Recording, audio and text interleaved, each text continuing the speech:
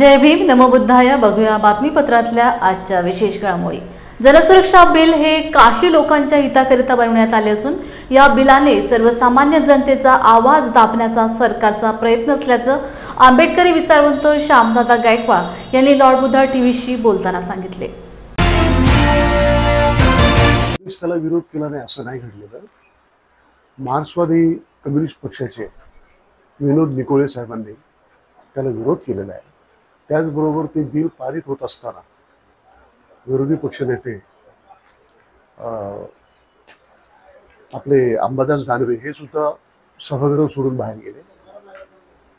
जे काही घडलं ते अत्यंत वाईट घडलेलं आहे. जी भूमिका विरोधी पक्षांनी पार पाडायला पाहिजे होती आणि हे जे तथाकथित विशेष जनसुरक्षा जे विधेयक आहे त्याचं गांभीर्य लक्षात घ्यायला पाहिजे होतं विरोधी पक्षांनी. तसं काही घडलेलं नाही. परंतु जनता हे सगळं पाहते.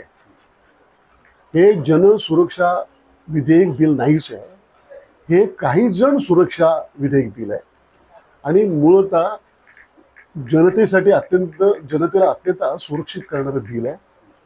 जनतेच्या संविधानात्मक सर्व ज्या अधिकारांवर कुठराघात करणारं असे अत्यंत घातक बिल आहे. याच्यामुळं एक फॅशिस्ट शासन व्यवस्था काय करू शकते त्याचे उदाहरण आहे. तुम्हाला म्हणजे प्रश्न असा आहे की जनतेच्या मालकीची जी जल, जंगल, जमीन, जी सार्वत्रिक संपत्ती आहे ती भांडवलदारांच्या घशामध्ये जेव्हा हे भांडवलदारांचं हस्तक असलेलं शासन ज्या वेळेला हे घशात घालण्याचा प्रयत्न करेल भांडवलदारांच्या कॉर्पोरेट सेक्टरच्या, त्यावेळेला जनता उठणार आहे हे त्यांना माहिती असल्यामुळं जनतेच्या नाड्या आवळण्याच्यासाठी हे बिल त्यांनी पारित केलेलं आहे. याच्यामुळं महाराष्ट्रातील सर्वच जाती धर्माचे जे लोक आहेत, विशेष करून मी आदिवासी, दलित, भटके विमुक्त, बाकी सर्वच कामगार, कर्मचारी यांना दडपण्याच्यासाठी हा कायदा पारित केलेला आहे. परंतु ज्याप्रमाणे शेतकऱ्यांच्या विरोधामध्ये जे कायदे आणले 3 आणि शेतकऱ्यांवर लादायचा प्रयत्न केला, तर जगामधलं सगळ्यात मोठं आंदोलन भारतातल्या शेतकऱ्यांनी करून मोदींना नाक मुठीत धरून ते कायदे मागे घ्यायला लावलेले आहे. या देशातली जनता जिने ब्रिटिशांना हाकललेलं आहे, गोऱ्या ब्रिटिशांना हाकललेलं आहे, आता काळ्या ब्रिटिशांना हाकलण्यासाठी एक नवं स्वातंत्र्य युद्ध आता सुरू होणार आहे आणि ते कुणी थांबू शकणार नाही. जनतेचा आवाज तुम्हाला दाबता येणार नाही. यांना केवळ भ्रष्टाचार करण्याच्यासाठी आणि तमाम जनतेची संपत्ती भांडवलदारांच्या खिशात घालण्याच्यासाठी हे खरं म्हणजे अदानीची सुरक्षा बिल आहे, अंबानी सुरक्षा बिल आहे, जनतेचं सुरक्षा बिल नाही. दुसरा प्रश्न जो आहे तुम्ही मला विचारणार होता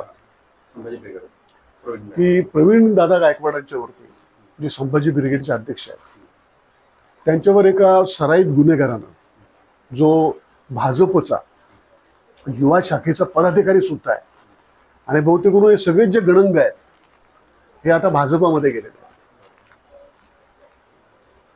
तो जो हल्ला ही फार मोठी गंभीर अशी सूचना आहे तमाम परिवर्तनवादी शक्तींच्या साठी. कारण मराठा समाजाचे असलेले प्रवीण गायकवाड यांनी संभाजी ब्रिगेडच्या मार्फत शिवराय, शाहू, फुले शाहू आंबेडकर यांचा प्रागतिक विचार मराठा समाजामध्ये, बहुजन समाजामध्ये कृतिशीलरित्या नेण्याचा आणि समजवण्याचा प्रयत्न केला. त्यामुळे या तथाकथित ब्राह्मण्यवादी जे स्वतःला हिंदुत्ववादी म्हणतात त्यांना त्यांचा प्रचंड राग आलेला आहे आणि त्या द्वेषापोटीच त्यांनी त्यांच्यावरती जो हल्ला केलेला आहे. हा हल्ला नुसता प्रवीण गायकवाडांच्यावरती नाही, तर प्रागतिक पुरोगामी लोकशाहीवादी शक्तींच्यावरती धर्मांध, जात्यांध, फॅशिस्ट अशा ब्राह्मण्यवादी हिंदुत्ववादी शक्तींनी केलेला हल्ला आहे आणि हा हल्ला पुरोगामी जनता सहन करणार नाही. अशा तऱ्हेनं दहशतीचं वातावरण तयार करून फुले आंबेडकरी आवाज, शाहू महाराजांचा आवाज, त्याचा विचार तुम्हाला रोखता येणार नाही. ही जी भूमी आहे महाराष्ट्राची, ही फुले शाहू आंबेडकरांची भूमी आहे. ही छत्रपती शिवाजी महाराजांची भूमी आहे. छत्रपती शिवाजी महाराजांच्या बद्दल, संभाजी महाराजांच्या बद्दल अत्यंत चुकीचं आणि विकृत दिशाभूल करणारं, अनैतिहासिक अशा तऱ्हेची मांडणी या जात्यांतर आणि धर्मांतर शक्तीने केलेली आहे. खरा शिवाजी, खरे बाबासाहेब, खरे शाहू, खरे फुले हे नेमकेपणाने सांगणाऱ्या ज्या शक्ती आहेत, त्या शक्ती आजही कार्यरत आहेत. आणि त्या एका हल्ल्यानं प्रवीण गायकवाड किंवा त्यांच्यासारखे असंख्य असे जे विचारवंत आहेत ते काय खचून जाणारे नाहीत आणि फुले आंबेडकरी चळवळ हे दडपू शकणार नाही.